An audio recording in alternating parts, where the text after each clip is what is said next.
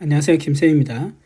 이번 시간에는 2025년 11월의 시험본 물류 2급 문제 한번 필기 풀어보도록 하겠습니다.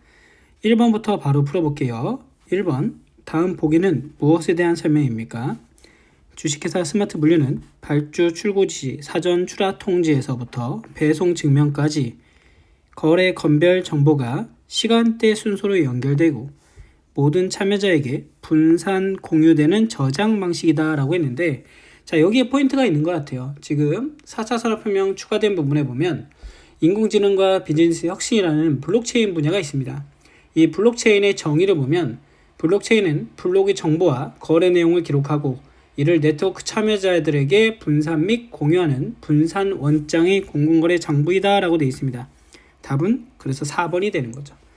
개념입니다. 개념 문제라서 잘 읽어주시면 될 것 같고요.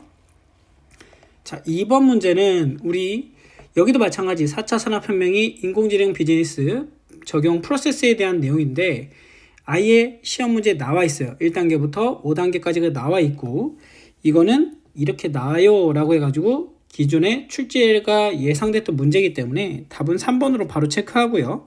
암기하실 분들은 암기해 주시면 되겠습니다. 크게 무리가 되는 내용이 아니라서 바로 보고 넘어가고요. 자, 1번, 2번이 최근에 나온 문제 형식이라면 3번, 4번은 예전에 나왔던 문제 형식이 되겠죠. 3번은 클라우드 컴퓨팅 서비스 유형에 대한 설명, 적절하지 않은 것입니다. 답은 1번이에요. 이거는 여러분들 1번은 IaaS에 대한 설명이라고 몇 번 얘기했었죠. 빈출 문제입니다. 나머지 지문은 꼭 읽어주시고요. 4번은 보기에서 가장 성공적인 ERP 도입이 기대되는 회사를 고르세요 라고 되어 있습니다. 회사의 시스템의 전문 지식이 풍부한 IT 전산 부서로 IT 위주로 진행하지 마라 라는 내용이 있었죠. 그래서 IT 위주로 TF팀을 꾸렸다니까 1번 잘못됐고 A 잘못됐고, B 현재 업무 방식이 최대한 반영될 수 있도록 현재 업무 방식을 고수하지 말아라. B도 잘못됐네요. ERP 도입 과정에서 부서 간의 갈등 발생 시 최고 경영층의 개입이 최소화될 수 있도록 하향식, 상향식이죠. 얘도 틀렸고요.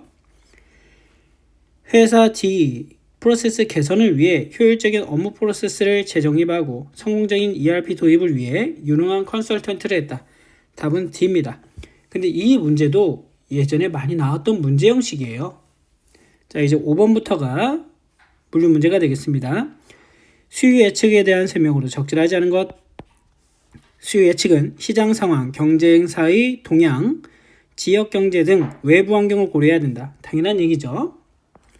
수요 예측은 설정된 예측 오차 범위 안에서 실제 수요를 반드시 정확히 예측해야 된다. 여러분들 수요는요, 우리가 수요 예측이라는 건 100% 예측은 없다. 일정한 범위 내에서 오차가 존재할 수밖에 없다. 답은 2번입니다.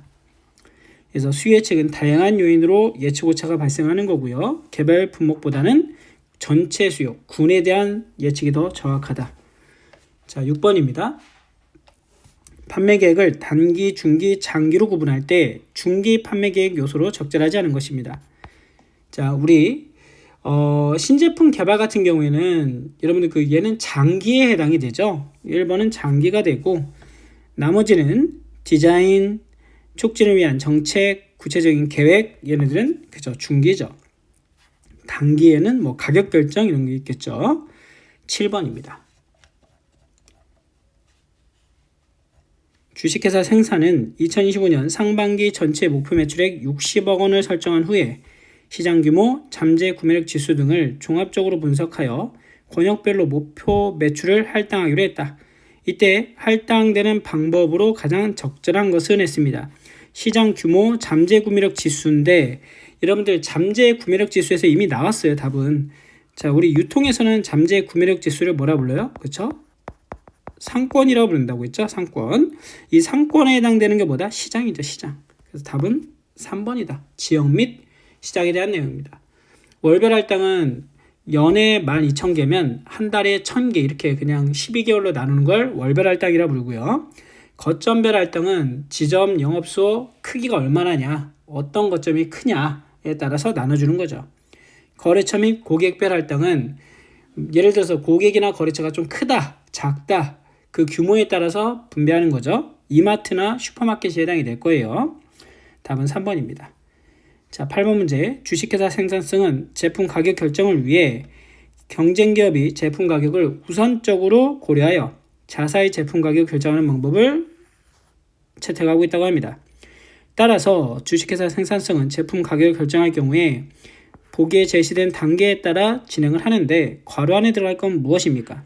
경쟁 환경을 분석하고 선발 기업의 가격을 조사하고 그 다음에 우리 입지를 한번 확인해야 되겠죠? 우리 입지가 어느 정도 되냐 경쟁사에 비해서 그리고 그 경쟁 기업과 뭘 따져야 돼요? 그렇죠? 가격을 비교해야 되겠죠.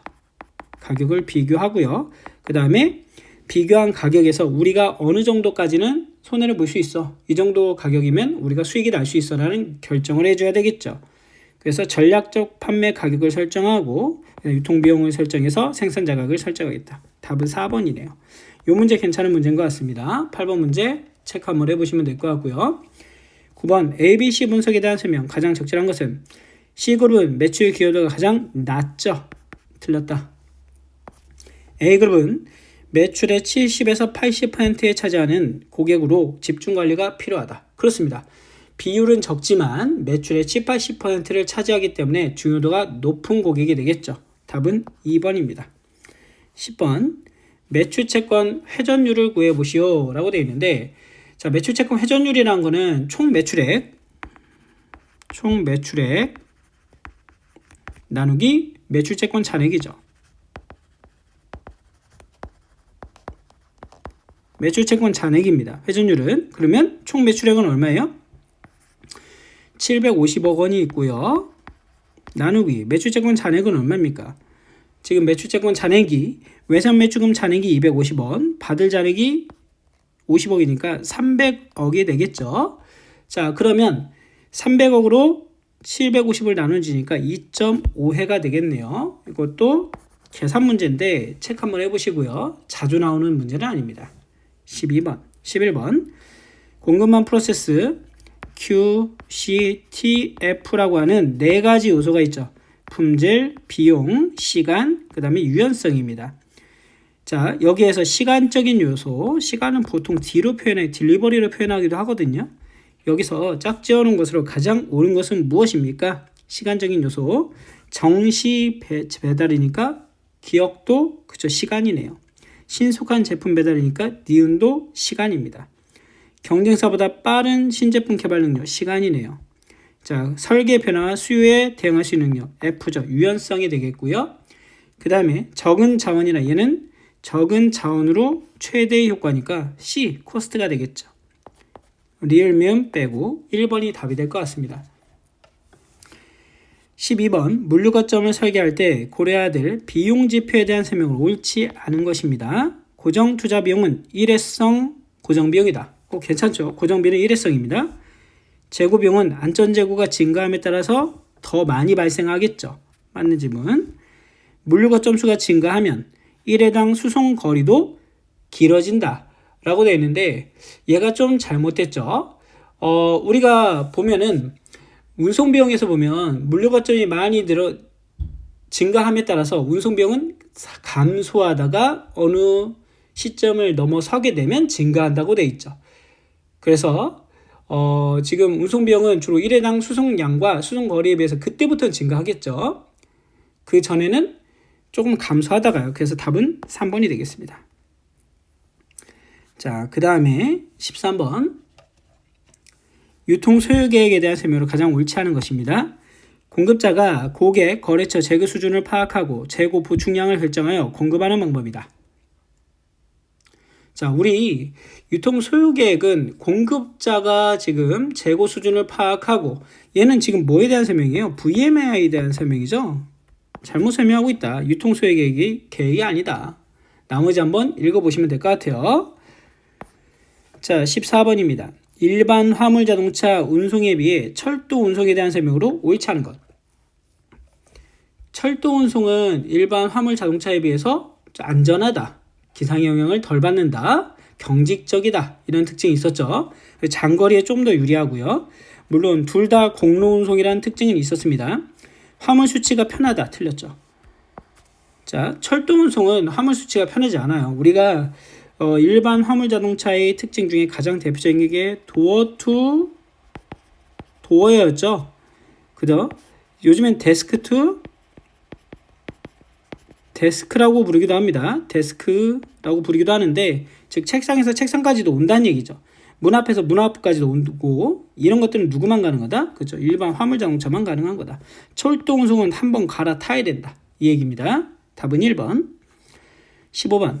창고 배치 기본 원리 중에서 화물의 형태나 건축 구조의 제약이 있을 경우에 공간의 효율을 높이기 위한 방법으로 가장 적절한 것은 했습니다.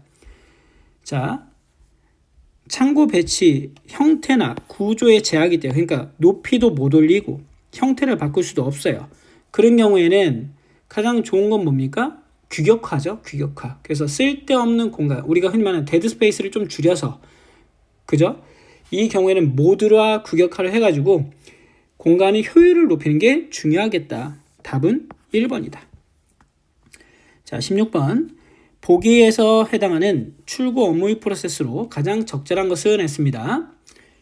출고 지시서에 따라 창고에 보관된 재고에서 물건을 꺼내는 것. 자, 우리 물건을 꺼내는 것 픽업이라고 부르죠. 그래서 주문이 들어왔을 때 물건을 꺼내는 활동을 우리가 오더 피킹 시스템이라고 불렀습니다. 그래서 물건을 꺼내는 활동을 뭐라 부르는데 피킹이라고 부르면 되죠. 그죠? 답은 16번의 3번입니다. 17번. 보기에는 가격 결정 방식에 대한 사례입니다. 이와 같이 사례에 해당하는 가격 유형으로 가장 적절한 것은 A자동차는 1년 전 출시한 그랜토 모델의 새로운 버전을 출시할 예정입니다. 자동차 나온 것 같죠?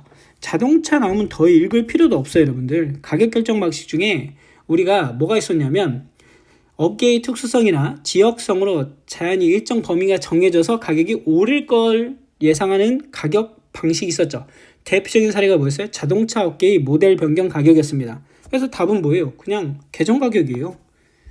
시중 가격은 시가, 해라든가 꽃이라든가 그런 것들이 해당이 되고요. 교섭 가격은 건축공사, 광고료, 협의에 의해서 이루어지는 거고요. 협정 가격은 목욕탕, 이발료, 교통비 등이 해당이 됩니다. 그래서 4번이 답이 되고요. 18번. 보기에서 원가 계산의 목적을 모두 나열한 것은 가격 결정 당연히 해당이 되고요. 개발 가격도 해당이 되고요. 원가 관리, 예산 편성 다 해당이 되네요. 이거는 그냥 원가 계산의 목적은 재무제표 작성, 가격 결정, 원가 예산, 원가 관리, 예산 편성, 개발 가격, 원가 산정 등등등 이렇게 나와 있어요. 책에 보면 다 해당이 된다. 19번. 구매 가격을 결정하고 합리적 구매를 수립하기 위한 목적으로 구매 시장 조사를 실시할 경우에 가장 적절하지 않은 것. 조사의 적시성, 정확성, 비용의 경제성 괜찮습니다. 근데 여기서 공급자의 수주 능력은 여기에 해당되지 않죠. 그죠? 구매 시장의 조사지 비용의 경제성, 적시성, 조사의 탄력성, 조사의 정확성, 조사의 계획성 이 정도가 해당이 될 겁니다. 답은 4번이다. 자, 20번. 보기 주식회사 생산의 구매 방식에 대한 설명이다. 이 사례에서 나타나는 구매 방식의 특징에 대한 설명으로 가장 적절한 것은 주식회사 생산은 각 사업장별로 구매팀을 별도로 운영 중에 있다. 각 사업장은 구매의 자율권을 바탕으로 인근 지역의 납품업체를 통해 필요한 자재를 직접 소량으로 구매한다.